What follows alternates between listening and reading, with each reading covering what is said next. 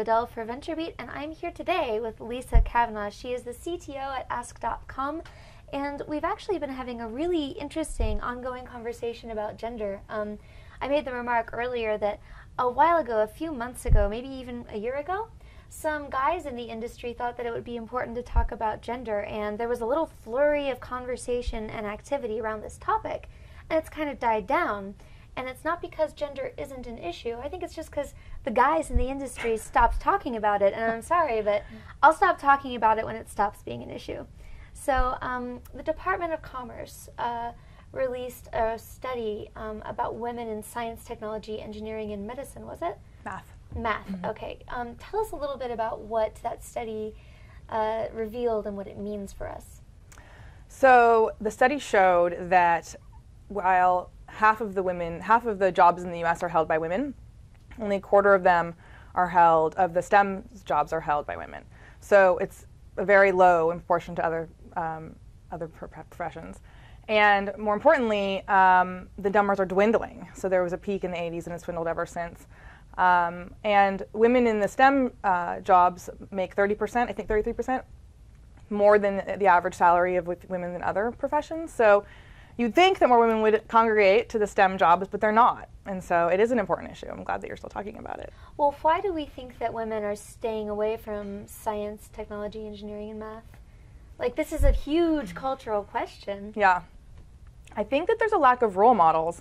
I think that there's not a lot of emphasis in schools and even, in just growing up and people talking about it. And I think it still holds true that women are going into teaching and nursing and things that they see more women in their everyday lives. And so I don't think there's enough exposure, and I don't think there's enough ability for a young girl in school to relate to someone who's a computer scientist or who's in technology. I think people look at women like us who are in technology, you much more so than I, as like role models and case studies as well. And they ask, okay, what were your influences? I mean, my father was a network engineer, so I grew up crawling around, plugging things into computers and building my own boxes. And what were your influences? How did you come to be in computer science?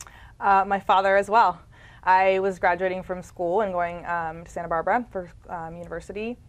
My dad was like, go into computer science, that's where it is, that's where all the hot jobs is, that's what you have to do. And I wasn't a strong math student. It wasn't something I wasn't tinkering around, wasn't into video games and all these, sort of traditional stereotype geek things. And he sort of begged me, and I took a class, and I just took one class and I was hooked. And I was hooked because I loved the problem solving aspect of like building something and seeing it come to life. And I also, to be truthful, the gender played a role for me in being sort of outnumbered and being one of the only females. For me, it was really motivating, and it was a challenge to say, like, I'm not going to be on the statistics. Like, I'm going to be an engineer. I'm going to be a computer scientist. So it was really motivating for me. I spoke with one of Facebook's engineering leads, a woman named Jocelyn, and she had this opinion that because women are culturally, sociologically ingrained with these social skills and how to work with people, they end up being managers more often than they end up being actual code-writing engineers.